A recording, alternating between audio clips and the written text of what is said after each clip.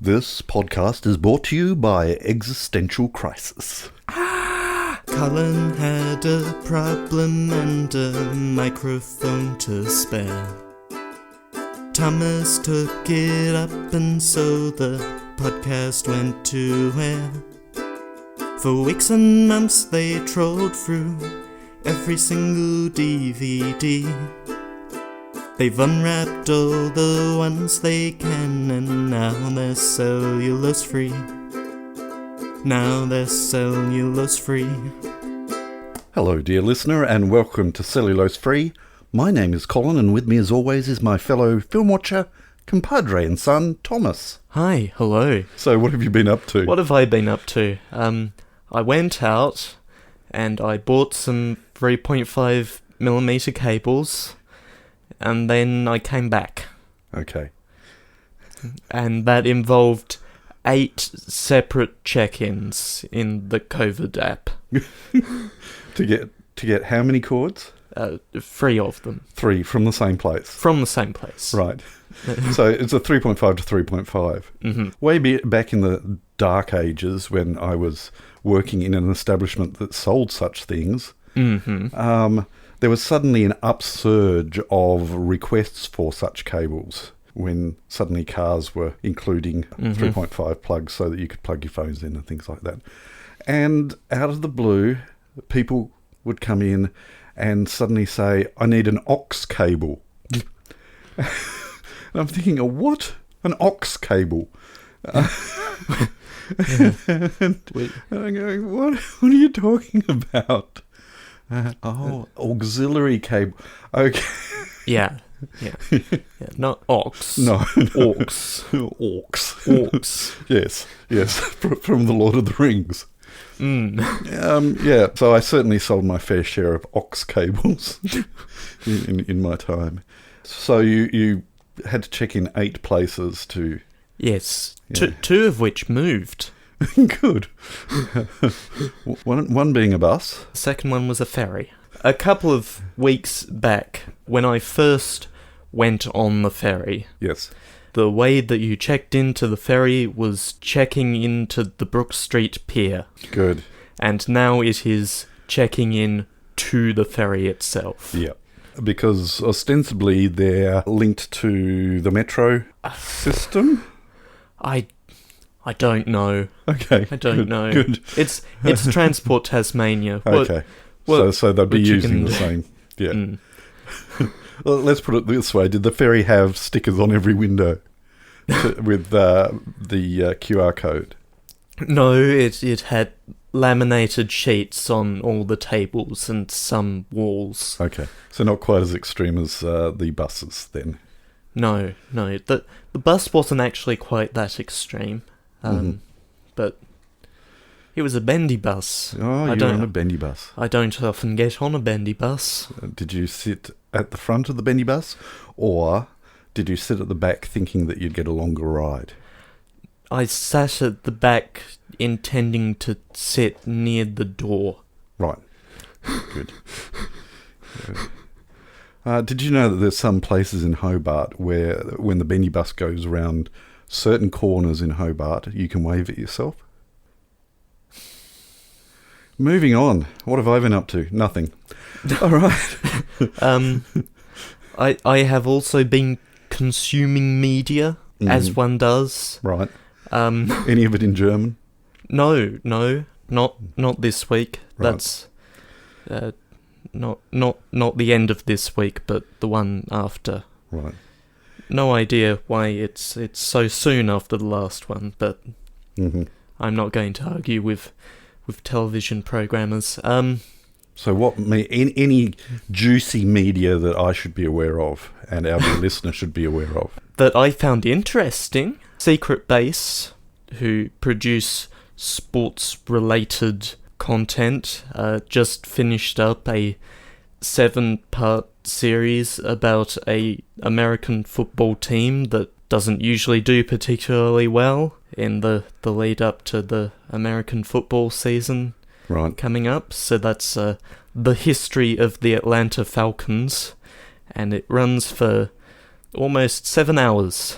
Good. And that was a good watch, paced across a few weeks. Okay. Okay. Yes, I quite enjoyed it, and I like listening to people talk about things that they are interested in an interesting way. So you wouldn't like this podcast then? Even if I'm not strictly speaking interested Right. in what they're talking about. So Atlanta Falcons. Mm-hmm. Have they always been the Atlanta Falcons, or were they? They just barely managed to avoid moving at one point, Right. but they have always been the Atlanta Falcons. The Atlanta Falcons are exactly as old as the Super Bowl. Right. Yeah. Good. Which means that when you know how many Super Bowls there are, you know how many the Atlanta Falcons have not won. Okay, a little bit of trivia. Mm-hmm. Delving into slightly religious undertones here. Mm-hmm. Okay. On my Mormon mission, Mm-hmm. the only time we were allowed to watch television was to watch the Super Bowl. Right. Go figure. We weren't allowed to watch the Australian football grand final, but we were allowed to watch the Super Bowl. So, Right. yeah. So there we go. Only television content we were allowed to watch. In other media, hard swerve into silliness. When would we ever be silly on this podcast? We wouldn't. Hard swerve into silliness. Centaur World is ostensibly a children's show on Netflix, but joins the canon of children's television clearly not made for children. Okay. Like, you could have children watch it, and they would be fine. Right. But this is clearly people making a show that they would want to watch. Fair enough. And it's very interesting. It's a musical comedy. An Right. animated musical comedy. So it's a series, did you say? It is a series, Okay. yes. How recent? A few weeks back. Oh, okay. It So came it's out, new. so It's new stuff. It's new stuff. It's very interesting. It does get dark in places, and I'm okay with that. Good. And I hope it gets another series, because I want to see where it's going. It's Netflix. It won't. No, it's Netflix. It might get a second. That's true. A third is Okay. is another thing. Okay. Anything else? Because I've still got nothing. You've still got nothing? No, nothing. We can move on then. We should. We have a movie to watch. We do. A movie from my childhood. Yes. Yes. I'm still reflecting back on last week's episode, which has become a firm favourite of mine. If I was to say, what's a good cellulose-free episode to listen to, it would be last week's. And even though I roast one of my dear lost friends from my childhood, and then mention that I went to see the movie that we're about to watch at the cinema with. I should also point out that I went to see Dune with him as well. Right. Don't know why I mentioned that, other than the fact that we certainly came out with possibly a lot less enthusiasm out of Dune than we did coming out of Tron. So, there was certainly a lot less, what did we just watch type of feel. Anyway, yes. What are we watching today? We are watching TRON. Did we mention that before? I'm not sure. I don't I'm know. not sure if we did. I can't remember. No, I'm a bit... I had a sarsaparilla before we started. And Right. I think the sugar high has just hit. And of course, I've left the disc case all the way over there, which makes a plot synopsis reading somewhat difficult for you, unless it's on the My Movies database. Yes, Goodness. This is a known enough movie for someone to have gone to the trouble. Oh, good. Good. Even though it's probably full of self-congratulatory guff. The description on Disney Plus where it also is, but we're watching the Blu-ray Yep. tonight, has the same one sentence of actual plot synopsis and a much shorter self-congratulatory section. Well, you make your pick and choose which one you're going to read. Which of these Which identical sentence? sentences Yes. do I want to read? All right. When a brilliant video game maker hacks the mainframe of his ex-employer, he is beamed inside an astonishing digital world and becomes part of the very game he is designing. Is that the same sentence? Yes, that is the same sentence. I just want to make sure. Yeah, that's the same sentence. Just put them side by side and go cross-eyed. No. All right. It's an epic adventure that everyone will enjoy. Or else you will be de-resed. Eight sentences of self-congratulatory instead of... Good. So plenty of hype. Yeah. All right. Well, let's, without any further ado, stick the disc into the player. Oh, I already have.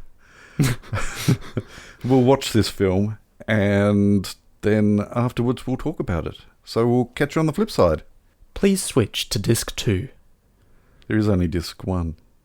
Oh. Yep. There is only one. There is only one. Yes, it's Blu-ray, so all of those special features are all on the same disc. So there is no disc 2, you mongrel. I was making a computer reference. Right. Okay. From back in these days when you might actually need to switch discs. All right. So 2. No. You're playing King's Quest. Insert disc 17. Mm-hmm. Yeah. Good. Yeah. Yeah. We're not going to anyway. No. Just wait. Just wait a few seconds and we'll be back. Yeah. Go away. We're going to watch the film. Come back.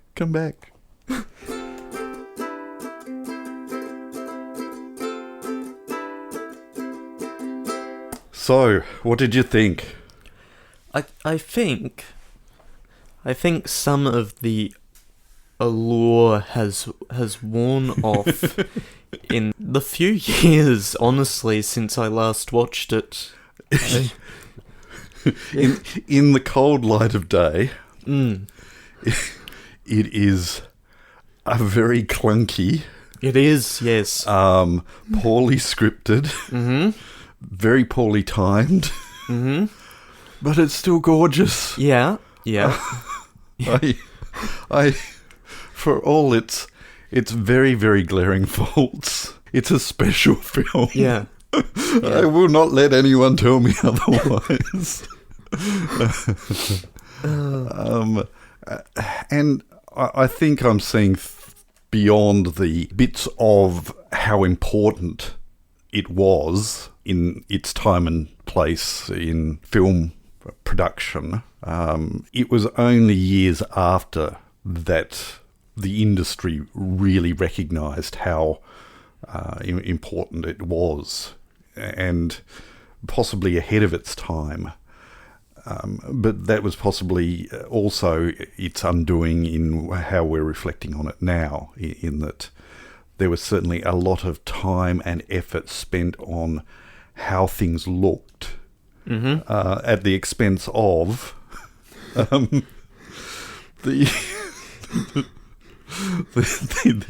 the dialogue and the plot and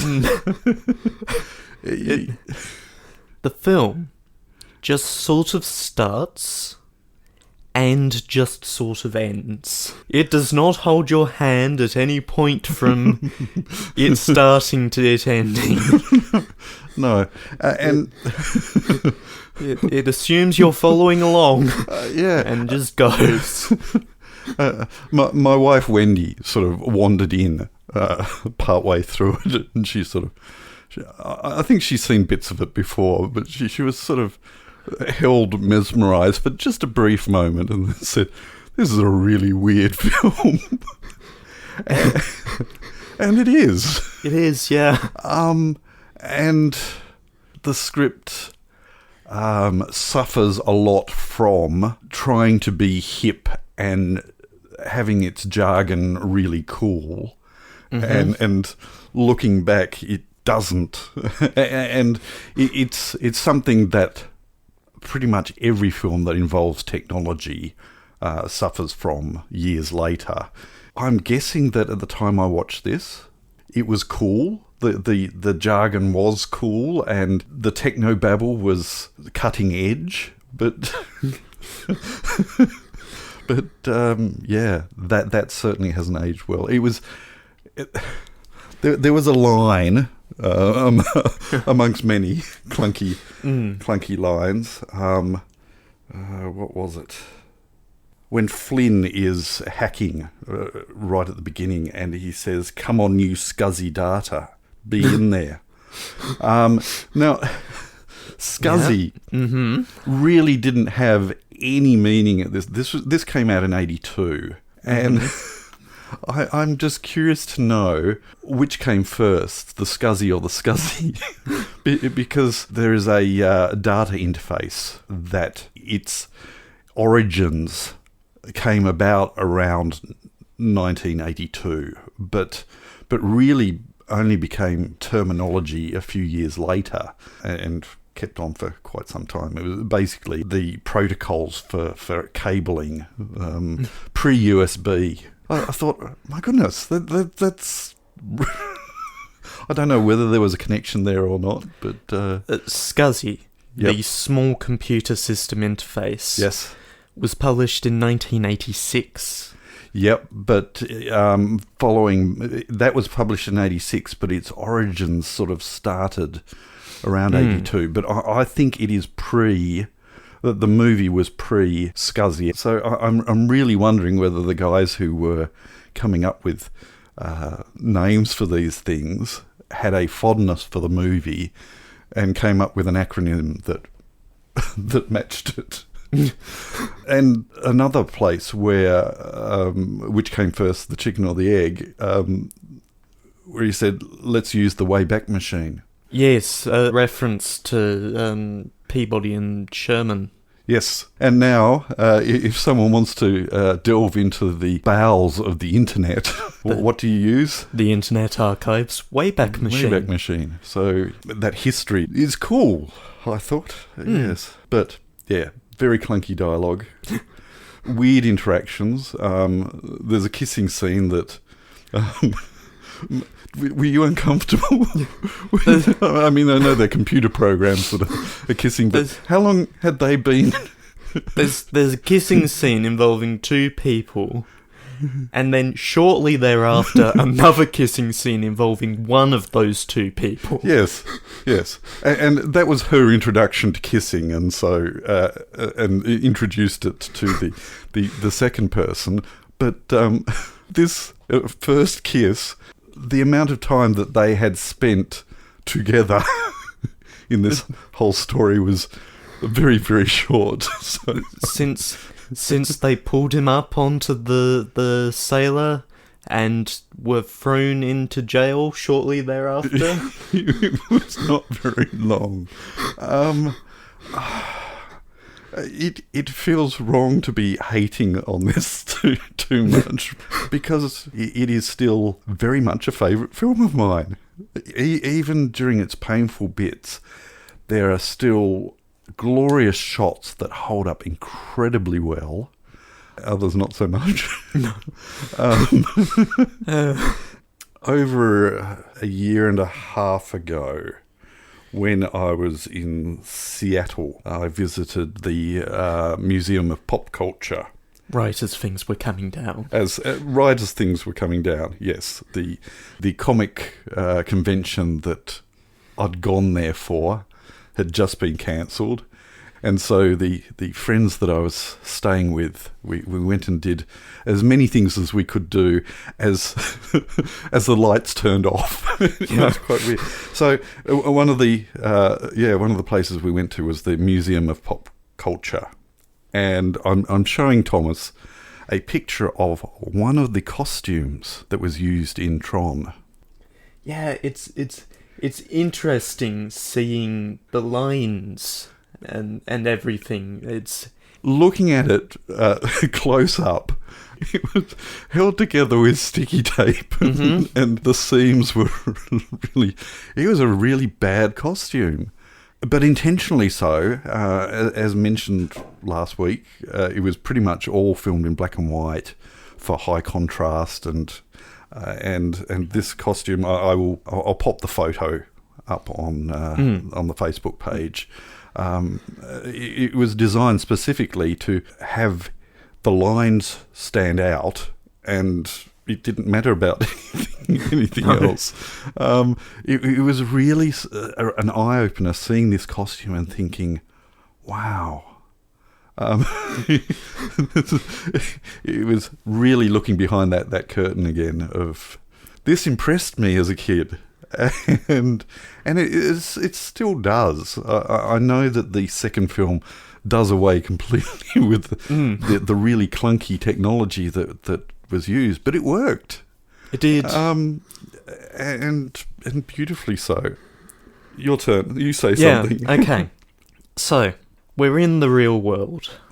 We have Dillinger having first interactions with the master control program. Yes. The password is master, which... So password is a pretty bad password, and using a password that contains the name of the thing that you're using, also not good. No. That being said, I think this was my very first experience with David Warner as an actor. Who has been in so many science fiction films, numerous Star Trek movies and TV series. He's just a wonderful villain. And he doesn't seem to age. It's quite bizarre. And he also not only played Dillinger and... Sark. He also did the voice for the MCP with synthesizer distortion added to... Yeah. But, I love him. Yes, but Master, not a good password for getting into the Master controller. But he did get to deliver one of the best lines in the film. Bring in the logic probe.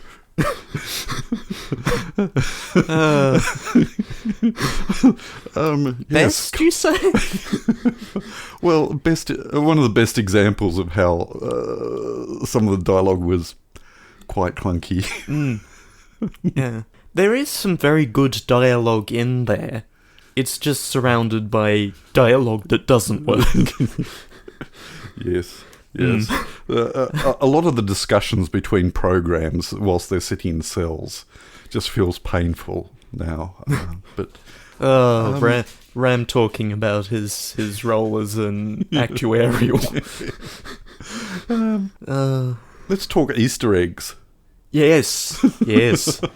There are some absolute classic Easter eggs in here. One of which, a couple of times I've tried to spot since seeing it for the first time in the cinema and going, oh my goodness, did I just see what I thought I saw?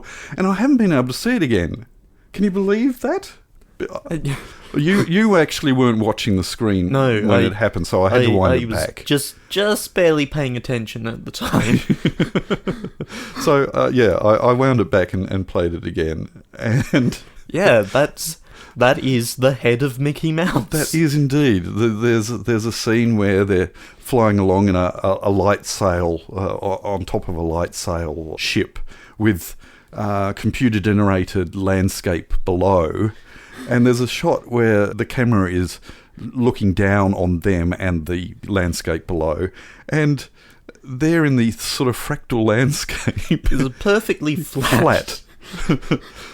Traditional logo of Mickey Mouse head. You know, the two ears and the silhouette type thing. It's massive. How I've not been able to find it again...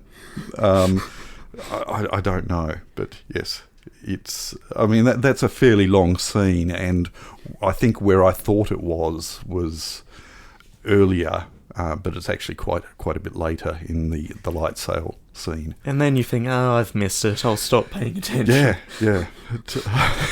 But this time in sparkling Blu-ray quality, which actually the transfer was really, really good. The sound was good, but yes, saw Mickey Mouse's head in this, and also saw the Pac-Man.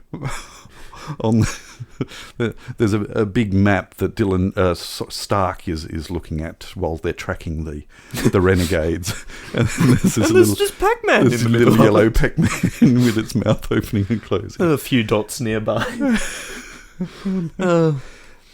Yes, this film has a touchscreen table in it. It does. The touchscreen features not actually used all that much. No.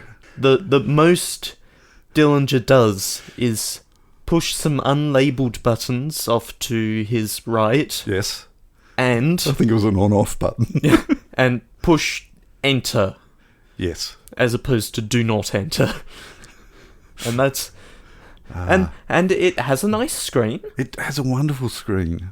I remember as a kid thinking, that is so cool, that desk. Something that gets brought up and then never really gets brought up again is that the MCP wants to hack into the Pentagon and the Kremlin. Yes. And later on is after a dictionary of Chinese words, I think. And none of the other characters really know about this. No. It's just Dillinger. Dillinger is the only one who knows these grand plans. And is being blackmailed into betraying everyone everywhere by maybe having it be revealed that he's not ethical. and not as bright as he's... Yes. It's like, maybe you just take the hit, man. Yeah. There are occasions where he looked uncomfortable in all his guises, apart from maybe the MCP, but certainly as Dillinger and Sark. I almost said Stark then, but Sark. Did you happen to... There was another classic line in there that Flynn says, but... I can't remember what it was, and I thought that you were typing it down, but maybe you about didn't. When was that? I think when he got back onto the sail. Right, okay. You guys know what it's like. You just keep doing what it looks like you're supposed to be doing, no matter how crazy it seems. No, it wasn't that one. No, earlier than that? That was cool. Okay, can go... I can go earlier than that. Hold on. Did we make it? Hooray for our side. That was it. That was the one. Okay. That was it. Hooray for our side. Yes. There's some nice variety of games being played on the grid. Yes. We have a weird lacrosse-y type game. That was... Yes. Again, I remember as a kid thinking, that is just wild. What a way to go. Yeah. Which I think they revisit in the second film. They definitely do revisit some games. Yes. There's definitely a disc fight. Yep. In Tron Legacy. There's definitely motorcycles that aren't restricted by right angles. And although I noticed whilst it was being played in the real world, there was a scene where the cycles were going diagonally. Diagonally from off-screen to off-screen. Yes. I'm thinking, hang on, what's going on there? And I also remember in that era, the Tron game, everybody who was anybody was writing versions of it for all sorts of very basic home computers and... for devices with totally unsuitable control schemes. Yes. I remember trying to play Tron on the Palm. Trying to control it with a touch pen. That weird little D-pad. Yes. the foot falling off the recognizer as Finn pilots this busted. That whole scene with the busted recognizer was just it was a gem. Yes, the busted foot. Someone had to come up with that idea, and it must have been sort of a roundtable discussion, and it also must have been really, really frustrating to do, because you lose that smoothness of... But it was a brilliant idea, and it worked well, and resulted in the steering being really dodgy, which was not helped by the fact that a lot of the actions inside the vehicle didn't quite marry up with the computer-generated scenes. But also when the recognizer ended up crashing, sort of losing bit by bit, as it, and then he falls out of it and tries to explain himself, but nobody's paying attention. Yeah. Speaking of the people not paying attention. There are some strange programs. I didn't remember that scene at all, where the gathering of really weird creatures were sort of congregated, and that was bizarre. Very, very strange. The last note that I have is, you mentioned it sort of, it starts and it finishes. But it was interesting, did it not start with entering the computerized... And it sort of becomes a cityscape at the end, but I thought that scene was longer before it moved on. And yeah, but right at the very, very end, there is a scene of the real world, a sort of city skyline, that then becomes a time lapse. And it goes into night, and you can see the blur of vehicles going up streets, and it looks like circuitry, but it is still very real-world footage. And I thought that was beautiful. Yeah. And they would repeat that at the start of Tron Legacy. Ah, do they? They do it again. Okay, right. Yes. I loved that. It was, cool. I do think it could have held a bit longer before we crossfade to Flynn's. But the start of this film and the end of this film both happen very quickly. They do. Yeah. Do you have anything else you wish to... Possibly my favourite gag out of the film is the guard on the Solar Sailor going, right, I'm beat, I'm out, ta-ra, and jumps off. I don't want to play this game anymore.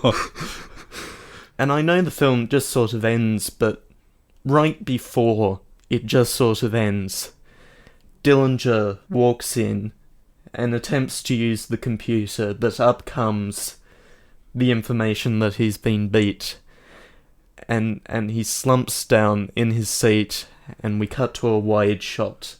And that is a very powerful wide shot. Yes. Just that forlorn beatenness that you can only feel from perfect stillness. Yep. There's some interesting themes in here about freedom of communication and freedom to do what you want that also sort of crop up in Tron Legacy, which we may get to. Yep. I don't know. The sort of somewhat incongruous with Disney. Yeah, it's a bit of a running theme sometimes with Disney. They are the good guys. And other such big companies poking at these ideas that maybe big companies are bad, actually. Yeah. Yeah, well, I remember when we did Newsies, where they were basically talking about unionisation and paying proper wages and things like that. And yeah, that was a bit of a shock to the system. And in this movie, there are themes that are at odds with the corporation. Yeah. It keeps happening. It does. Everybody's talking about the thing and not actually looking at what they're doing. I think that might be it. Yeah? That's all I want to bring up from my notes. Some of the notes I have made are just notes and don't really have a point. Okay. One thing I should point out was that I was really, really close to pulling the pin on recording today. I sort of had a bit of an odd day, and I thought, I don't know whether I can face this, and also fearing that this isn't going to hold up. That fear was certainly met, but I am invigorated through having watched that. Even though in places it is slow and boring and clunky, there are also some bits where, gee, I'm glad. And reflecting back on how cool I felt coming out of the cinema after this. And yeah, I need to wade through the nostalgia there, but it had enough in the viewing today to sort of lift me up. So in that regard, yeah. It's an inspirational film. Yeah, it was good. I have remembered something that I didn't note down because I was sure I would remember it. Oh, good. Well, you did. There is some really good music in this film. Yep. Produced by Wendy Carlos, a pioneer in electronic music. Yep. With some additions from the, I think the London Philharmonic. Yep. Much to her protestation, because... Yeah, it didn't need it. But it still works. Yep. It still works, yep, despite the inclusion.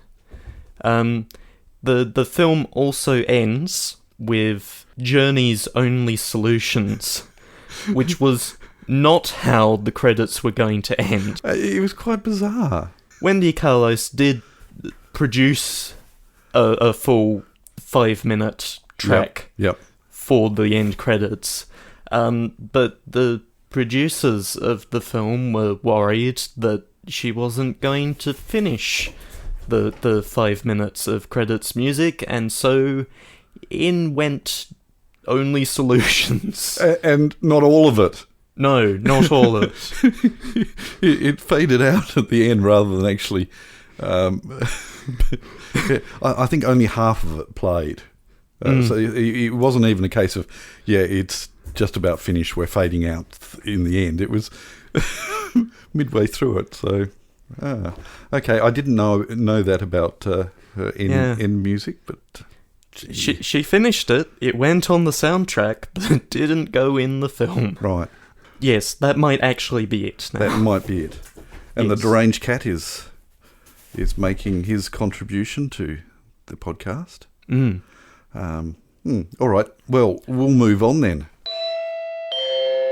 The following segment has no title. We apologise for the inconvenience. Not a whole lot for the untitled segment. No, but there was a cool bit. Yes. Enter us for R2. Yes. Over on one of the Discords. Talked about playing arcade machines back in the 80s. He's showing his age there, and I'm I'm glad. I don't feel I've got listeners who can relate to my childhood. I've seen our analytics. There's a big bar. Yeah, there is, isn't there? Roughly at your age. Yeah, I wasn't going to raise that.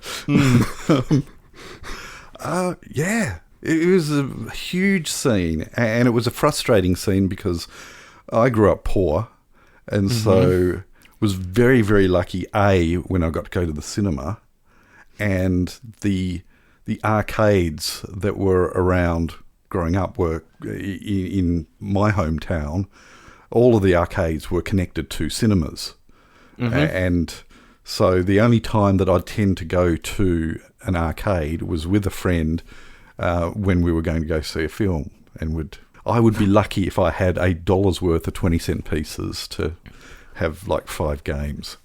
And I'd get doubly frustrated because the games that I really, really wanted to play would require 40 cents. And yeah, so he mentioned the Star Wars. Yes, the Vector Graphics Star Wars game. Absolutely loved that. You would sit inside it and get to go down the trench. And of course, because I rarely had enough, I never got very good at it.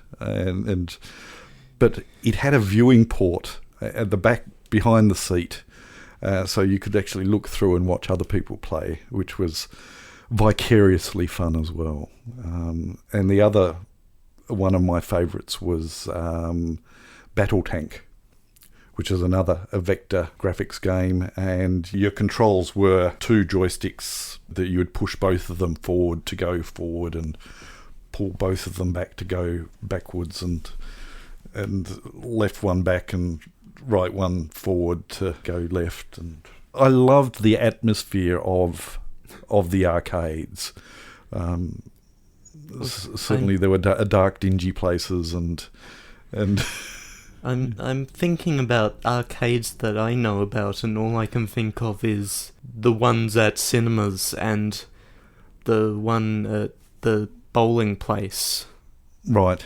Which has a very small arcade. Yes. It is certainly nowhere near as much of a thing as... Because people have consoles and, the whole home computer entertainment is so much bigger now. If I want to play a pinball machine, I don't have to go out. Yeah. I can play some lovingly rendered... And certainly through the 80s, there were indeed like the Atari system, but they were nowhere near as cool as the machines that were in the arcades. In the 90s, that reversed very much so. You could play something on the computer that the arcades couldn't bring to you. So, Vector graphics in arcades are fascinating to me because it's the same CRT technology, right? But not doing line after line after line scanning. That's right. It doesn't zoom across the whole screen. We have a mirror. We can control it, and we do that. Well, I think actually the beam magnets, is actually magnets. Yes. Yeah. Yes. So how do they work?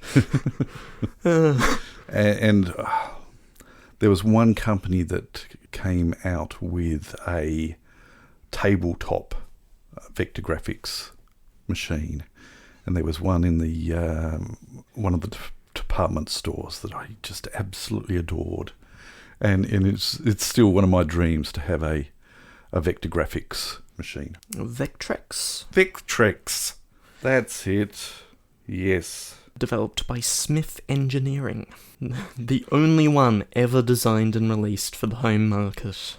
Manufactured in the first year and a bit of its release by General Consumer Electronics, and then taken over by the Milton Bradley Company for the other year and a bit of its release. Yep. Because then, in 1983, the video game crash happened. Yep. Department stores. There's another thing that that doesn't really exist around here. You've got Maya. Yep. That's the list. Yes. Thank you for that input and that nostalgia blast. I have certainly been in arcades since, and most of the machines in them are at least 10 years old, and I just don't get the buzz anymore. And they've tried to keep the buzz going by having rewards. You know, the machine spit out tickets, and that certainly wasn't a thing for... Well, it certainly wasn't where I'm from. When I was a kid, the arcades, the reward was playing the game. But it seems to be very much... We'll keep people coming in by... You play the game, you get a string of tickets, and you collect the tickets and exchange those tickets for a really cheap, fluffy toy or something. Look at those big, expensive things that you could win if you're here for a few hours. Yeah. Yeah. All right, then. So we might move on, then. Yeah, there wasn't much for this segment, and then it went on. Pick a film for next week so we can go to bed. It's your turn. It is my turn, and I can't help myself. I certainly haven't watched Tron and Tron Legacy really close together before. And I think, as it's on the list, let's do that. Yes. Do you feel good about that? That does seem good. That was what I would have suggested. Cool. So next week we're going to watch Tron Legacy, which was quite a surprise when it was announced and had certain kids from the 80s very, very excited. And I was certainly very excited. As to whether that excitement met expectations, I guess we'll find out next week. Can you give us a plot synopsis for that? I do have it before we wrap up. So Tron came out in 82. Mm-hmm. Its sequel came out in 2012. So a 30-year gap between the first movie and the second movie. And quite a bit happened. As far as the technology that the stories are ostensibly based around. Right. When Flynn, the world's greatest video game creator, sends out a secret signal from an amazing digital realm, his son discovers the clue and embarks on a personal journey to save his long-lost father. With the help of the fearless female warrior Quora, father and son venture through an incredible cyber universe and wage the ultimate battle of good versus evil. Good. Excellent. That is a description of the film. That is a description of the film. Bring home an unrivaled entertainment experience with Tron Legacy, complete with never-before-seen special features that take you even deeper into the phenomenal world of Tron. Because, of course, we're going to, after we've finished recording, spend hours watching the special features on the Blu-ray of the Tron movie. Or not. That being said, I have watched most of them, I think. Yes. So, next week, we're going to watch Tron Legacy, the 30-year later sequel that isn't set 30 years later, quite, but almost. Yeah. And now we enter this dead zone. Yeah. This is the point at the podcast where all the momentum just grinds to a halt. So as we wind down, we hope that you can join us next week. But until then, we'll catch you next time. End of line. You have been listening to Cellulose Free. Your hosts were Colin, who produces and edits the show, and Thomas, who makes the artwork and music. Cellulose Free is recorded in the Deranged Cat Studios in scenic Tasmania, Australia. We keep track of our extensive physical media collection through My Movies, which we highly recommend. You can find links to that, as well as other places you can find us in the show notes. Cellulose Free is a Hi Hello production.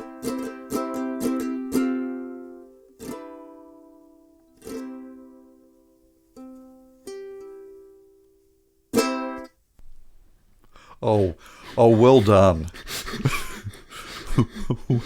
Well done. I say well done, it won't mean anything to anyone who hasn't watched the film. So. Oh, dear. What am I? You're weird. That's what you are. I don't know where you get that from. Who can say? Tis not me.